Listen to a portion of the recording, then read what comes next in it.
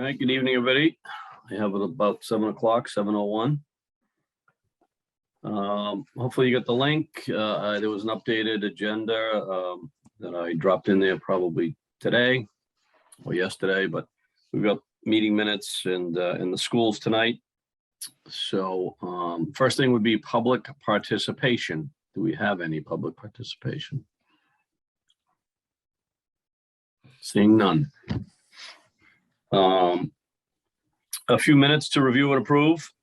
First one we have is the town hall meeting minutes. Okay. Oh, I think we have a quorum. All right. Why did I? Oh, the quorum for the school committee. Yes. A quorum for the town hall budget. Town hall. Subcommittee. Town hall. Yes. Yes, we have a quorum. So that is Dawn and Teray Evan and Teray, right? Oh, and Zachary. Yep. Yeah. Very good. I take a motion from one of you, unless you have comments about the minutes. Mr. Chair, I move to adopt the Town Hall Subcommittee meeting minutes of February 24th, 2022. Second. Zach, thank you very much. Got it. Thank you. Any comments? All right, all those in favor of the adoption of the Town Hall Subcommittee meeting minutes, Feb 24. All in favor? Aye. Sorry, I can't vote on it. I raised my hand inappropriately. Very good. Just a thing. The next one would be the fire department subcommittee. And that has a number of folks on it that are here, I think, right?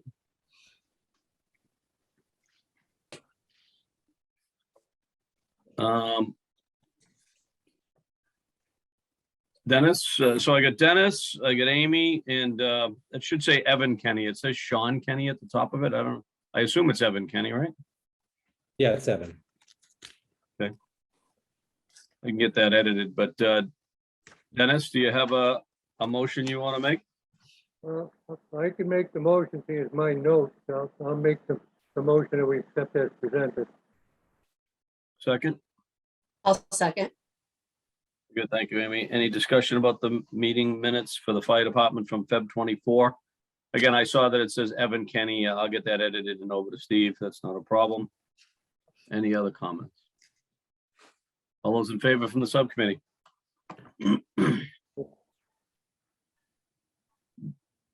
Amy's in favor. Dennis, you in favor? Yeah. Very good, thank you. Public Works Subcommittee meeting minutes are also up for approval. So that includes Stefan, Dennis, David, and myself. I think we have a quorum for that. Stefan is on now as well. Anyone? Motion to accept. Second. Very good, David, thank you. So DPW meeting minutes was a March 9th meeting. Any discussion? All right, all those in favor of the March 9th, 2022 DPW subcommittee meeting minutes? Aye. Very good, thank you. And last set of minutes is March 16th meeting minutes for the Finance Committee. Last meeting we had. I'll move to accept. Second. Motion to move to accept, second by Dennis. Who made the motion, Mr. Chairman? I did, Steve. It was Bill. Oh, Bill. Okay. Bill Boudry. Thank you, Bill. You're welcome. Any comments on the March 16, 2022 meeting minutes?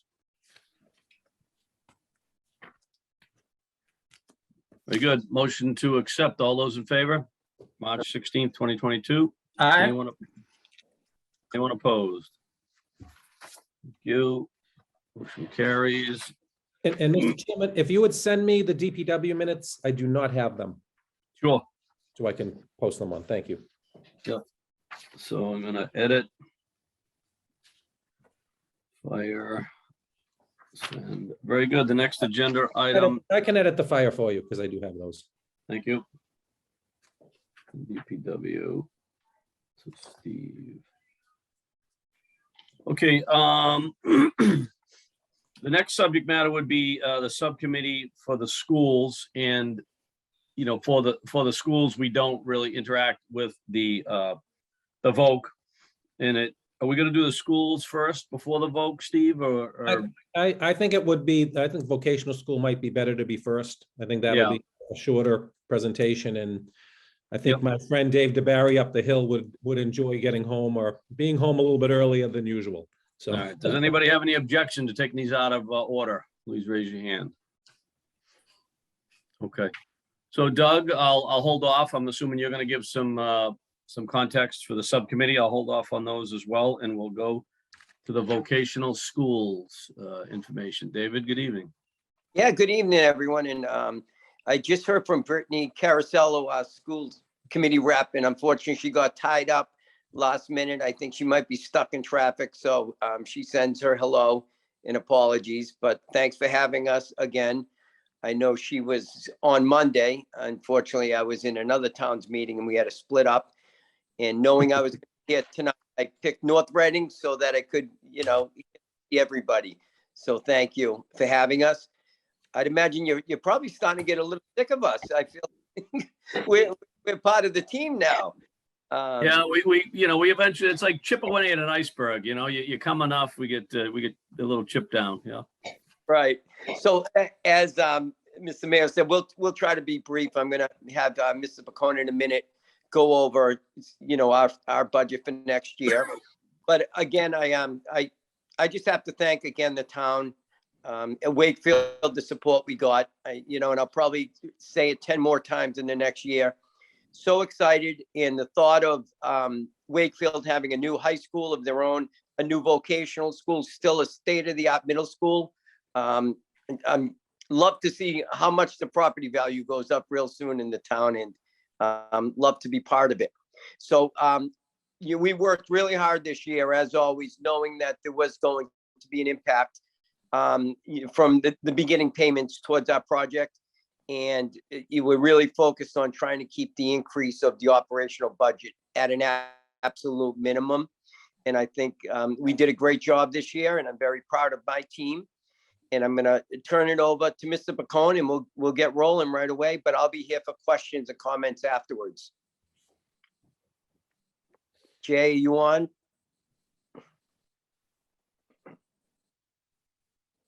Oh, all right, there we go.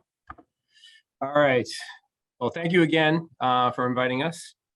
So I'll just get right into it, into our FY23 budget.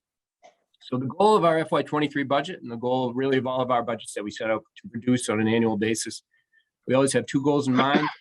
First of all, we want to minimize the financial impact to our member communities. We understand that our communities have significant financial constraints. They're under the prefaces of Prop 2.5 of how much money you can raise via taxation on an annual basis. You also have other departments you need to fund fully and adequately on an annual basis, and we really consider ourselves as a partner in this endeavor. We consider Wakefield to be the other school for Wakefield.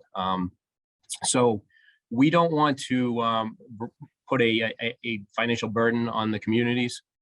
So therefore, we don't want to assess member communities a significant amount. So we always have that in mind. And then secondly, we want to provide an adequate level of funding to support student learning and foster educational excellence. Because ultimately, that's what we're here to do. We're here to be, like I said, Wakefield's other school. We want to provide the same excellence that Wakefield provides in their regular educational pathway, except in a vocational pathway. And then thirdly, we need to allocate the additional funds provided by the Student Opportunity Act to best meet student needs. So as I say this every year, regionalization exists to offer services at a reduced cost to its member communities, and we take that to heart. So we always want to keep our assessments at or below a 3% increase, which would be $463,977 or less. I'm happy to report that actual operational assessment before the debt assessment is $136,448. This is a little bit of a different year because this is the first year we're going to have to assess the member communities for the first portion of the debt assessment for our new school building project. As you all know, thank you for your support, and thanks to your support, we got a tremendous 83% approval for our building. And so it's onward and upward with our building. It's very exciting times ahead. So here's a historical assessment analysis. It basically shows, as I mentioned, we always want to keep the assessments at below 3%. And we have been able to do that over the years. And FY23, you'll notice that before the debt assessment component, our assessment only went up 0.88%. And the reason why we were able to do that is because we received a significant increase in Chapter 70 funding. As most of you have heard, that in FY21, the Student Opportunity Act rolled out, and it was really supposed to right-size the Chapter 70 formula and really kind of infuse a significant portion of money into that formula. So that way, because the funding formula has been underfunded for years, and they're starting to realize that. And this is the first time in FY21 that it was going to be the first time that they were going to infuse a significant portion of money into Chapter 70. As you all know, COVID hit, and that plan got blown out of the water. In FY22, they gave us a little bit of a bump, but in FY23, we really see a large jump in Chapter 70 funding, which has been great. And we are using all of that funding, the additional funding, the 1.5 million, to reduce the member community's assessments. So as I mentioned, we're receiving $12,768,498 in aid, Chapter 78 in FY23. This amount is $1.5 million higher than our budgeted aid in FY22, and that's a significant jump. So we intend to receive a projected $1 million in transportation revenue. As you know, regional schools get reimbursed for our transportation expenses. And FY21, we had a little bit of a dip because we didn't have as much expenditure. But we're projected to receive $1 million this year, and we're going to bank it this year to use next year to offset the budget. We use it. We do that because if there's ever a cut mid-year, we won't have to worry about not having the revenue to do so. Additionally, we intend to use $2,279,950 from our E&D to further reduce assessment costs.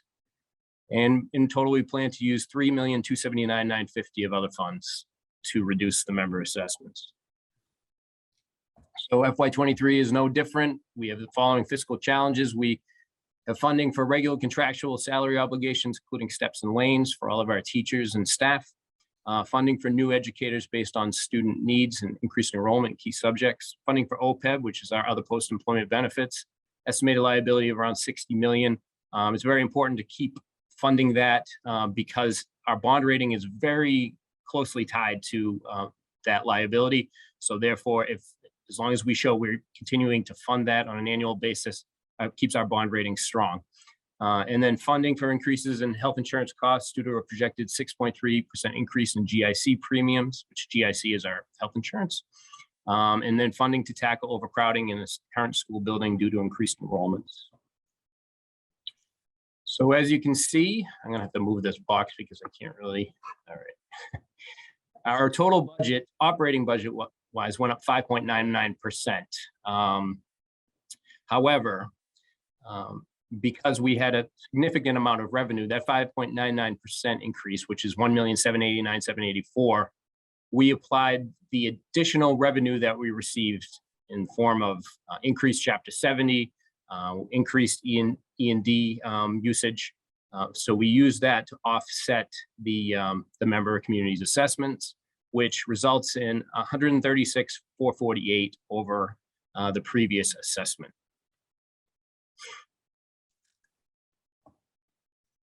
So then we have to apply the debt service. So after application of the debt service, the 5.99% operating budget, when you add the $1,862,200 into it, the operating budget goes to 12.23%. But this is something we've been talking about for 6 years. I mean, this is, and I know Steve Mayo has done a phenomenal job at planning for this. And we've kept everybody informed about this coming down the pipeline. So this is not a surprise. And after application of the debt service of $1,862,200, resulting assessment goes from 0.88 to 12.92%. But again, it's inflated because of the capital debt service. And here's the total assessment summary. It shows that Wakefield went up 6 students. And due to that, the increase with the debt service amount is $284,836. The total FY23 assessment is $2,017,068. And that's everything. If you have any questions for me regarding the presentation, I'll be happy to answer them. Very good. Kevin, I know we had gotten a budget sheet from you. I don't know if there's anything you wanted to add, Kevin Gill, but. Not on the Northeast, no. Very good. Questions from the group?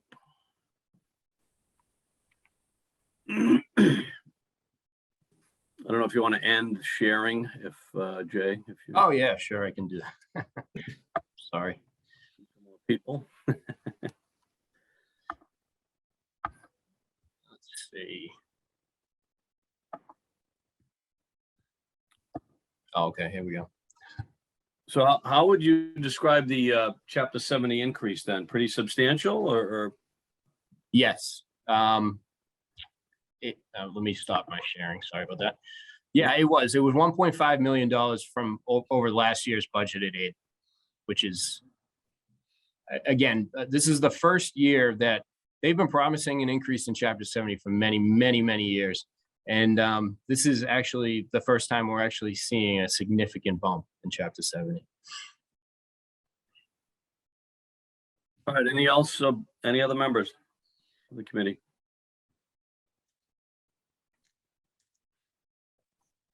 All right, we're expecting the same from Doug and Christine, just zip right through it. But Jay, thank you. Obviously the number at 0.88 and then plus the assessment, it was good, pretty clear to me, so I appreciate it. Okay, great. Thanks, Jim. Thank you both. Good luck, for coming. Doug. Thank you.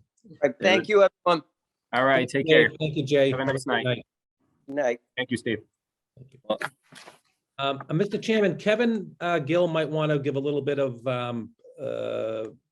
background, just because the Northeast Vocational School is part of our vocational school budget, the main part, but there is a little bit more when we do go through our voting, because there are other students at other vocational schools. So maybe Kevin can give you a quick wrap up there, and then we can. Yep, so there is a snapshot. It's a PDF that was in the link that I sent folks showing the 3 schools, but go right ahead. Okay. The fiscal 23 budget for all the vocational schools, which includes the Northeast, Minuteman Regional, and Essex North. The total increase for fiscal 23 is $253,927. As Jay has just said, the Northeast Regional increased $284,836. Minuteman Regional is down $24,961. We had 1 student there in fiscal 22, and that student was in the 12th grade, so we anticipate him graduating. So we are not budgeting anyone for next year. The Essex North, the increase is $8,562. In fiscal 22, there were 8 students that attended and 1 is graduating. So that was the increase there. Transportation costs, with no students at Minuteman, we were able to reduce that $14,510. Total budget request for all the vocational schools is $2,163,315. Very good. Any committee comments on the group of VOC budgets? Is that different than the one you sent around? Maybe I'm looking at the wrong. The one that was in the link is the same as Kevin just explained. It's just it's a PDF, I think, on the link I sent. Oh, I'm sorry. Yeah, I was looking at the 325 number. Sorry about that. Dan? Yeah, thanks. Kevin, help me out on this, Sure. on the Essex North. Yep. We had 8 students, and based on the average cost for 22, you reduce it down to 7 students. Right. If there's no increase in tuition, it'd be $115,000. But instead it's 140. So did they increase tuition by like 15%? No, what happened was the current year that we're in, we only had 7 students budgeted, but 8 are actually attending. So we're gonna need a little bit of a reserve fund transfer to close out this year because we have 1 extra student at Essex North. Okay, so if I take the 131,485 that we had and I divide by 7, and then I multiply by 7, I get 131 versus 140. So they had an increase of, still looks like 10%. It shouldn't be that high. Can that, unless I did something wrong here. 140 over 131. Is Oh, like yes, I'm sorry, like 6.9%. 7%. Yeah, 6.5, 6.9. Yeah, something Yeah, like so they had a 6.5% increase in their tuition. Is that what you're telling us? Yeah, it wasn't that high, Dan. Let me rerun the math on that and I'll text you what I find. Okay, all right. It just seemed like a lot. Yeah. That's the only question I've got. I'm done. Hey, oh, Yeah, there was also a document that Steve had put out that I think he used for the town council. And it said Essex North, only 7 students were budgeted, but you had 8 and you have budgeted Right, 7 for next year as well. So, correct. okay, I think it's the same numbers, but yep. And unfortunately, we don't know until October. Right. yeah, that was my question. Like, do you get any sense of like can you get a sense of 8th graders who are applying to these schools? Well, on Essex North, what they do is it's a lottery because we're out of district. And from when speaking with them, they told me Wakefield, you're lucky if you get 1 student in there a year, additional student. I think it was 2 years ago, we ended up with 3. So we hit the lottery 3 times. It's very competitive. So it's hard to say from year to year. They bring them in, they interview them and interview the students. So it all depends year to year. I guess, does the school give us a number? Does the middle school give us do they have an idea of who's interviewing? I don't know. That I don't know. Yeah, unfortunately, like you say, interviewing is one thing, right? And if it's a competitive event, you just don't really know, I guess, till maybe a few weeks before or something like that, right? Yeah, but we could sort of ballpark it. I guess if we tend to have 5 students interview and this year we have 20, then I would think we would budget higher, but Right. doesn't Right, matter. okay, I mean, yeah. in general, we can figure it out when we get the number, but it just sort of, it's not that big a deal as long as it's 1 or 2 or 3. It's just becomes more of a problem if it's 5 or 6 or 7. Okay, Dan, is your hand still up or are you good? Oh, I'm just gonna follow up with, when Kevin mentioned the reserve fund transfer. How many dollars are we looking at for the reserve? We're talking 10, 15, 20,000? That neighborhood, I Yeah. would assume, less than 20, It should be around 20, I think. about 20? Okay, 1 student. okay, Usually about 20,000 per student. thank you. All right, I'll close discussion on the vote. Anybody else? Okay. So next up is the public schools, and we've got Doug and Christine here. Doug Butler, do you want to give an overview of the subcommittee, or do you want to do it at the end, or what would your pleasure be? I think we gave the overview, whatever, 4 weeks ago or 3 weeks ago. Doug and Christine, it didn't look like a whole bunch had changed. So in terms of the overall budget, we'd worked it through, and they had gotten, the good news for the town is we'd gotten a lot more Chapter 70 money, but we had kept the increase to, what we feel is a reasonable level, given the problems with COVID and the problems, the additional costs of SPED and just the additional costs that they're facing still, and budgeted, what is it? It's coming in, you're still coming in at 499. So unless you shifted things around in a big way, I don't see that it's changed majorly from what we saw. It hasn't done. Okay. You want to run through the presentation then, folks? Sounds fine. Thank you, Sure. Doug. This is an abbreviated presentation, and so it's cut back quite a bit. I'd just like to start off just by, instead of going over all of our survey data and all of that information and all of those slides, just like to really abbreviate this presentation tonight, just to talk about, what we know, our knowns and unknowns. We try to break it down this way. A real priority for us this year, in bringing students back full-time, and as we're budgeting for next year, is really intervention services and counseling services are now our top priority as we move away from kind of of COVID. That's really what we're focusing on. We're in dire need of extended day services. Technology support is really critical to kind of maintain. We're also kind of looking at making an investment in a new student information system. We also learned recently that meals will no longer be free in September of next year. So in terms of unknowns, you've heard me say this, human resources is and will continue to be a challenge for us at the district level. And it's affecting all municipalities and school districts across the state. And so we are also impacted by supply chain issues and things that are happening globally.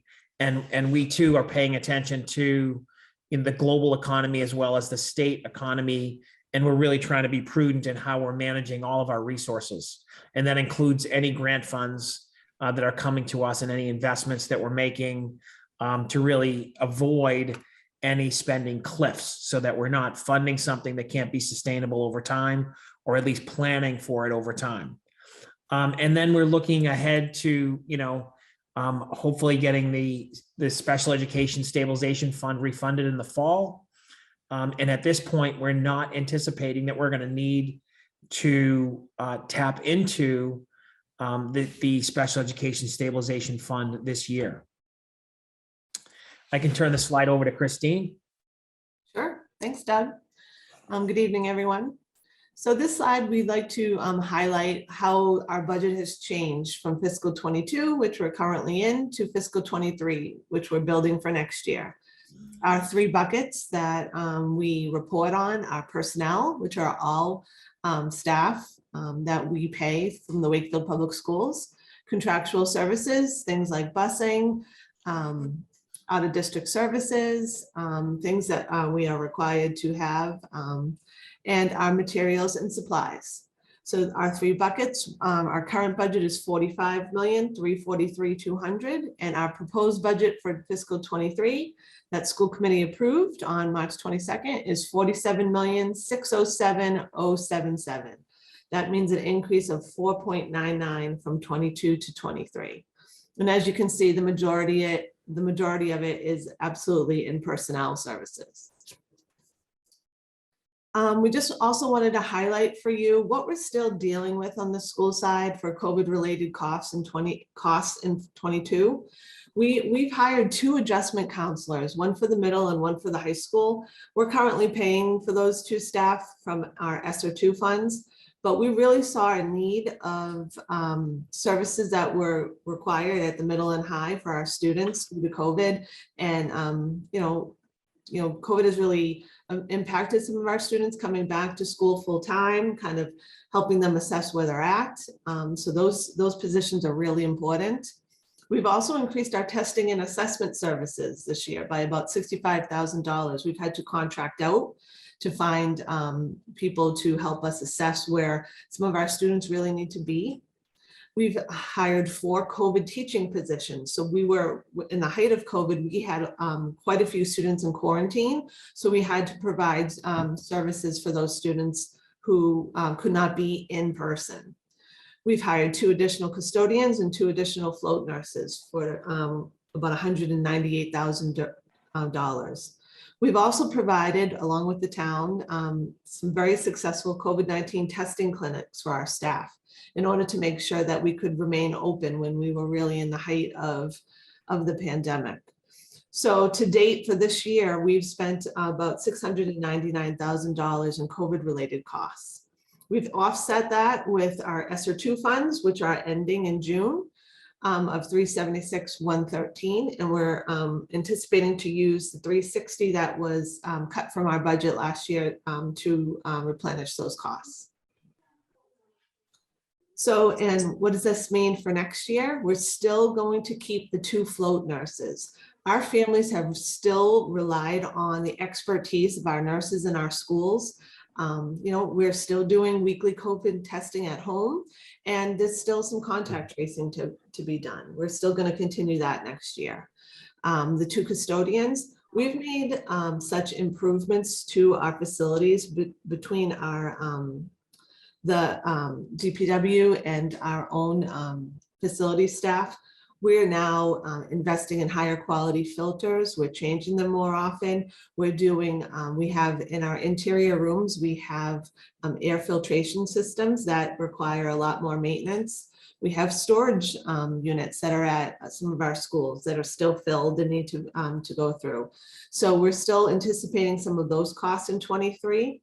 So we're anticipating about $323,959 in COVID-related costs for next year. And we're hoping to reimburse those with money from the opera grant from the town. So what is this proposal really? I know everyone's anxious to hear about additional FTEs. So our proposal for next year includes 2 FTEs for science specialist teachers at the elementary in grades kindergarten to grade 2.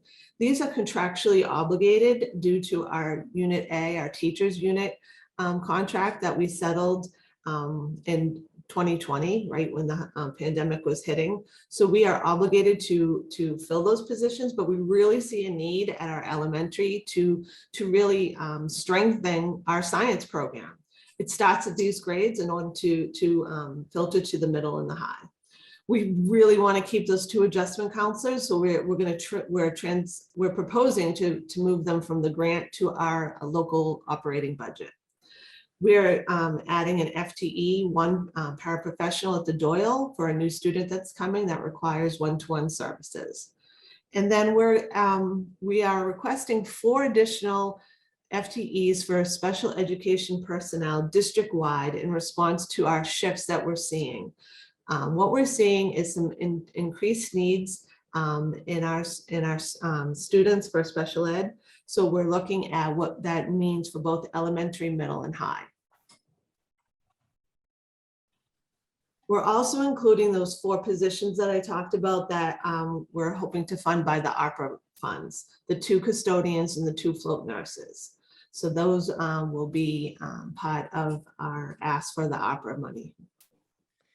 So an important point, and I know we've discussed this before, but the adjustment counselors that you see in the middle of the slide, 1 at Galvin, 1 at Wakefield Memorial High School, these 2 positions were initially funded through a grant, and we're looking at bridging this and moving them into the regular budget, right? And so, we had this conversation last year, if they're needed, how would they be moved over? This is an example of that. Not all of the positions that we got last year certainly are being retained, right? And so a number of the COVID-related positions that you supported us to get last year, we're looking at sunsetting at the end of this fiscal year. Yes, those 4 COVID-related teaching positions, we are not putting in the budget for next year.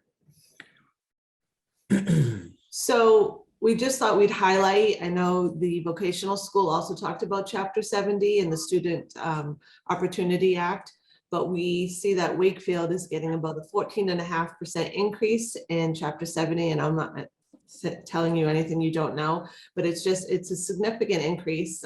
So we're excited to highlight that for you. Happy to answer any questions that you might have for us. Okay, very good.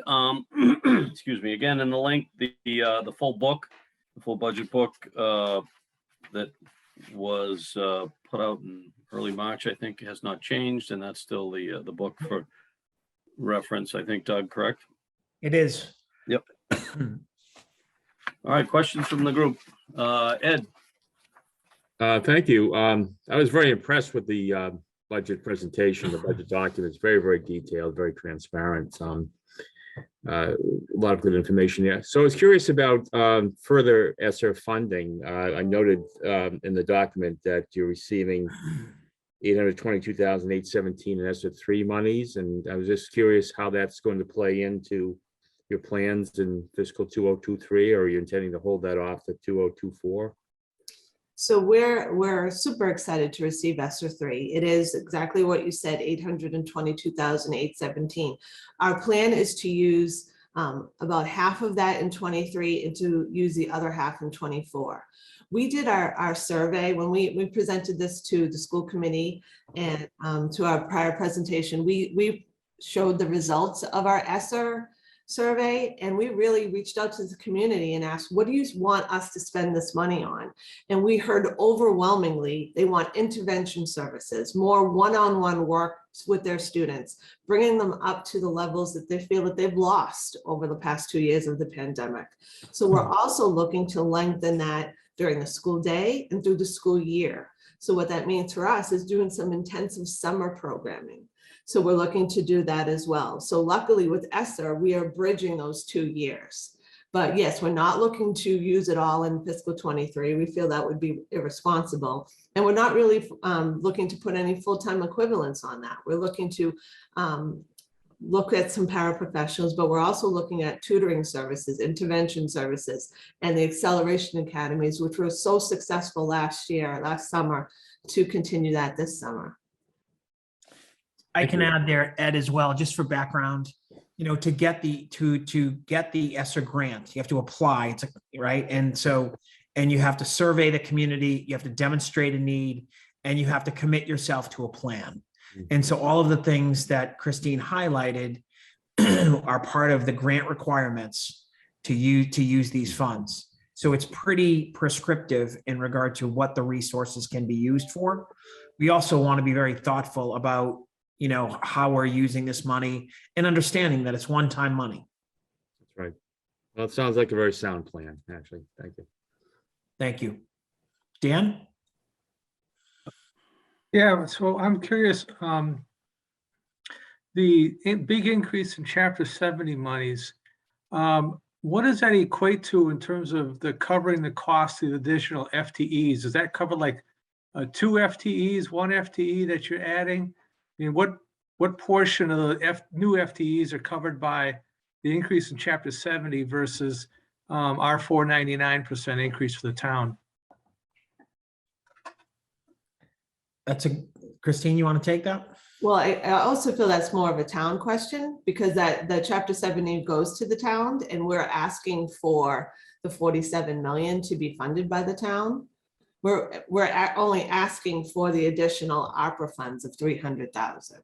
Aha, okay, thank you. Certainly. Bill?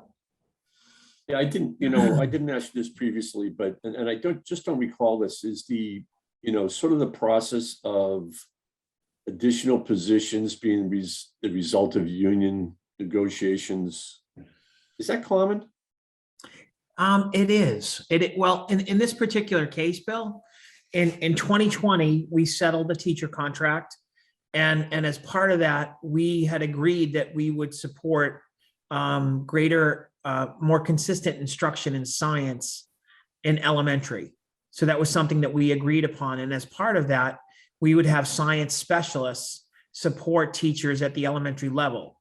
And the teachers and the administration both agreed that this would be good for our district and certainly good for students. And so, what we saw, Bill, was that kids were not getting as much science as we wanted them to. And they were coming to the middle school and they're tested in MCAS in grade 5 and in grade 8. And our scores were not where we wanted them to be. So one of the ways that we were looking to bolster that, and the teachers were in agreement, was to just get greater support at that level. So we had decided that we would hire science specialists, and it would be a 2-year build. In 2021, we would hire 2 teachers, and then in 2022, we would hire 2 more. But we put this off, Bill, because of COVID. So we hired 2 last year, and we're just looking to follow through with what we agreed to in the 2020 negotiations, and hire those 2 other FTEs, which we said we would. How are they positioned? Do they go between classes within schools themselves? Yes, sir. Okay. Are there any other negotiations going on for future that you would expect, that to be an outcome that would be requesting more, FTEs? I mean, Well, I could see the union's kind of liking that as a negotiating strategy to get more headcount, and I'm just wondering if that's a slippery slope. I think it can be, but bargaining is, really trying to just work with people's expectations and managing disappointment, right? And so it is a slippery slope, and we can't, we're not going down this road and just opening up these conversations, just agreeing to multiple positions. I mean, we know that we have a footprint and a budget to live within. And we thought that we could do this in the last round of negotiations with those positions. But I think we're really trying to be thoughtful about that, Bill. And I think we hear your concern there. Well, it's just, I just wonder if it becomes, something that can steamroll. Are there any negotiations now, Doug or Christine, ongoing? There are, Bill, right? This year, we're negotiating with 6 of our 7 bargaining units. Mm-hmm. And we will be negotiating with teachers next year. Has this concept crept into that? Not yet. Okay. And I noticed in the budget. Thank you, by the way. Certainly, Bill. The budget book, it was like 796, an increase for the head count, the additional head count, right? Page 17. So a little under 800,000. And my only message would be similar kind of Bill's message, and you've probably heard it before. Every new employee needs to be sustained within the budget going forward, and it's a substantial increase. We've got a lot of Chapter 70 money. You have some excellent grant money at 2.2 million. There's a lot of good news there, and there's additional people, the 4 COVID people you talked about. So anyway, I'm always concerned about headcount, and recognize through the numbers that obviously we've got to continue to be cautious and prudent. So Doug Butler. I'll let Stefan go because I haven't I've already spoken on the budget. Stefan. This may be the antithesis of prudent, but I was just curious. You had mentioned that the free lunches will be going away in fiscal year 23. I'm curious if the schools considered what that actually would cost to continue that program into the future. That's a great question. Go ahead, Christine. So we built into this budget as if meals were not going to be free, because we understood that that was a short-term COVID-related response. So we went back to our typical budgeting and forecasting for salaries and supplies. Unfortunately, the supply chain issues have really affected the food service department, almost more so than any other department in the school district. We're in a collaborative purchasing buying group for things like our paper trays and our commodities, but the prices have really skyrocketed. And we're currently negotiating with the cafeteria union as well. So we did go back to our previous funding solutions, But that program really is about a $500,000 program. But we are looking during the free lunch for the past 2 years, our participation rates doubled. So right now we're feeding about 72% of all of our students, where typically we weren't anywhere near that. So we're kind of forecasting that we're going to see those numbers slip back. Now, whether that's a good thing or not a good thing is a little bit up for debate, but we really saw that when we offered free lunch, the kids really responded to that. So there's a lot of moving pieces with that program, but I know, so Steve just raised his hand, but the town also responded to partner with us and to write a letter. I'll let Steve speak to that, to Senator Lewis. If I can, to our entire state delegation, there is a House bill that would extend free lunches in Massachusetts, probably using the federal ARPA funds that they have there. And we did, my chair did sign on to that, and that went in this week already. So we'll see what happens with that. Thank you very much. Good, Stefan. Okay. Doug Butler. Okay, so last year's in the books, so now it's looking towards the future. The last couple of years, we have spent a bunch of money in terms of really focusing on sort of the special education, the counseling, the people's mental health. I think one of the questions, and I'm sure you've gotten this from the town council, you periodically will get it from the school committee, in terms of improving our overall academics. There hasn't been as much investment in that the last couple of years, frankly, because you couldn't. It was, we had to invest where we had to invest. In terms of thinking about how we would invest, and one of them is getting a new school, how would we invest to improve, my stance. You get yourself into that, first get yourself into the top 100 and then get yourself into the top 50. And we have a radically different environment here. The top 50 is ridiculous. We're not Winchester, and I understand that. The top 100, certainly doable for our demographics. So how do we, what needs to happen to get us there? That's a great question, Doug. Just for the point of reference. Outside of smarter parents, you can't say that, I can. Okay. So just a point of reference, and just to create a little bit of a baseline, when we presented to town council, I thought that I would get a question around, rankings, because I usually get a question there like that. And so, and just looking at, I think rankings are a very relative thing, right? But we look at them nonetheless, right? And so, and if you look at where Wakefield is, and if you look at where Wakefield Memorial High School is, we're at close to the 70th percentile in the state, right? And so, we're in a pretty good, we're in a pretty good place, and we're ahead of a lot of schools that you might be, in a lot of districts that you might be surprised by, but that doesn't, but I hear you in regard to the district and the improvement. So we have been experiencing COVID in the pandemic, but what we have completed in the last 2 years is 2 review cycles of curriculum. We've purchased new curriculum and we're bringing new training online, and professional development has continued for the last 2 years. And so we're very much focusing, and we're meeting with principals now, and our focus is instructional leadership, right? We're moving out of the pandemic, and we do need to start to break away from other districts and really kind of improve the outcomes in regard to academics. But we very much feel like special education is linked to this, and counseling is linked to this right now.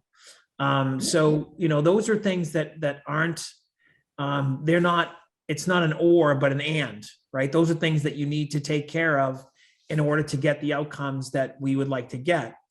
But I'd be happy to kind of revisit data on this and kind of share more information. But I think in the last 5 years, Wakefield has improved dramatically in any number of ratings.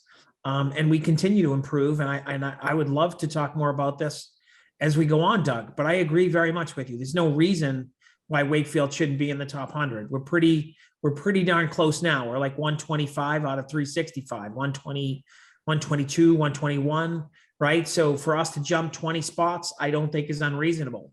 But that's just a quick reference. And again, ratings and magazines are designed to sell magazines. So I don't want to get too carried away with those things. Really, what we need to do is really start to have, different academic outcomes and start, getting back on track in that space. And I think we're prepared to start to make those gains, Doug, is the short answer. No, I think that's a great answer, Doug. And I really wasn't, I think the stuff we've done the last 2 years, we've had to do. Like that's where we've had to invest, and that's where you have to build the base. Yeah. And it's just making sure that we keep our eyes as this committee here, because I heard about the FTEs and worry about that. But like, again, it's wanting to make sure that we have the best possible school district and, the process and the outcomes for all of our kids and for the community as a whole. We can't agree more. When people move into town, they often move in for the schools, right? So go the town, so goes the schools. And so we very much feel like we have expectations for ourselves to improve dramatically. So, and we're also looking at, we feel like a new high school is going to help us keep students in district. The conversation that was happening a moment ago is, how many kids go out, how many kids apply.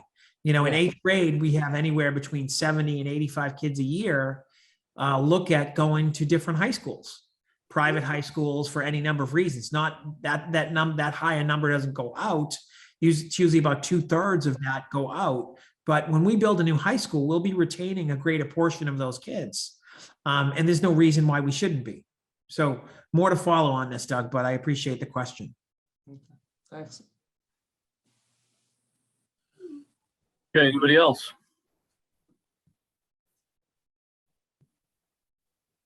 All right, Christine, Doug, Susie, thank you. Thank I'd you, probably Jim. like to stay on for another hour or two, Jim. Yeah, this is very uncharacteristic of us to work through things. I think it's the new chairperson, myself, of the subcommittee, and we'll leave it at that. All right, I appreciate your time. Thank you for Thank you, joining us. guys. Good night. Thank you. Thank you. Great. Okay. There are no other budgets to speak about this evening. Unless Steve or Kevin have anything they want to bring up. Steve, you good? Sorry, Steve. Yep. I muted myself. Hopefully at our next meeting on the 14th, we'll have last few budgets. The major one will be health insurance. We've already met with the subcommittee in that, and unfortunately, you saw that with the VOC. The VOC is also in the GIC, and so that's a little bit more of an increase than we would have liked. But nothing that I think we didn't expect, and hopefully we can do that and we can vote. So What about capital? capital's coming in next week too, next meeting as Yeah, well. so on the 14th, we got health insurance, Medicare health insurance, cable, capital, articles. That's on 4/14. Steve, I have Brian? a question for you, sir. Yes, Brian. Yes. Yep. Go right ahead. Steve, we decided to go get off of the GIC, and it turned out to be a good decision. I think it's fair to say. Is there any reason, like, did we have that conversation with the VOC and they decided not to do it, or? Oh, no, the VOC is on the GIC as we are. Oh, I thought we got. No, we got rid of, was the other way. We got rid of Master Medical. Got it. Yeah, and there were conversations with the VOC, and that's why they did it. MMA we were on. Yeah, we were in Maya, which was just Blue Cross. Yeah,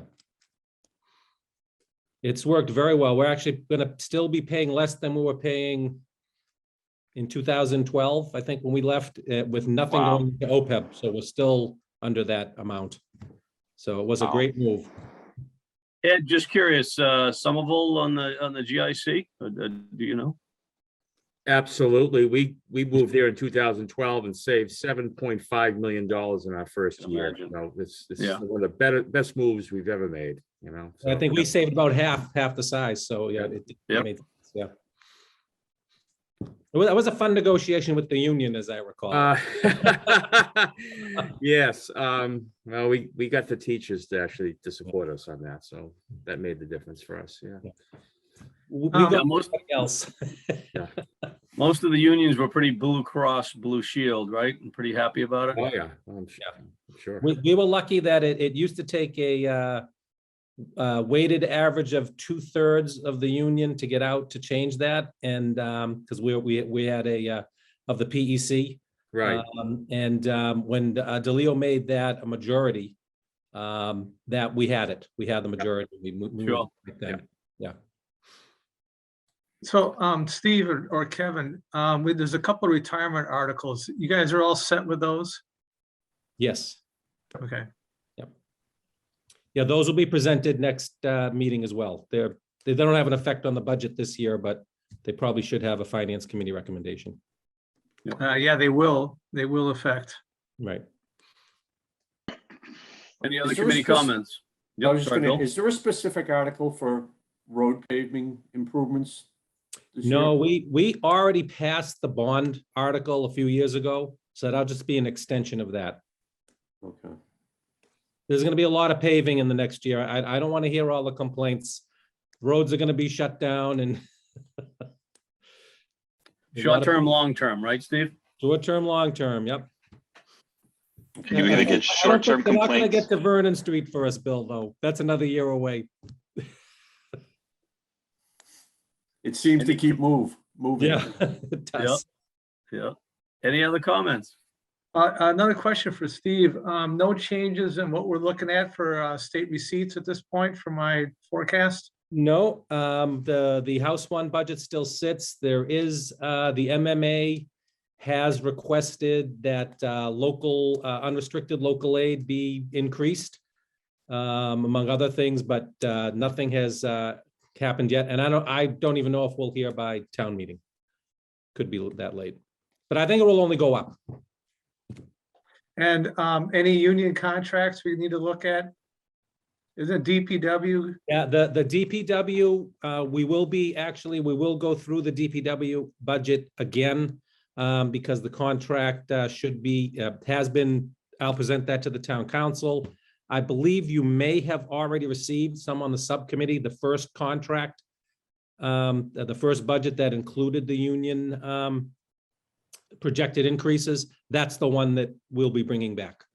So it's very benign. 70,000 or so on the tax levy. All right, W. all right, good, thank you. Okay. I think that's all the ground I wanted to cover. Again, the next meeting is 4/14. Anybody else? Final comments? I'll move to adjourn. Committee night under an hour. Very impressive. Well, Yeah. somebody second it quick before the clock ticks. Second. Evan, there he is. Very good. All those in favor of adjourning the meeting? Thank you very Aye. much. Bye. Bye. Thank you. Yeah. Good night. Pleasant rest of the Good night. week.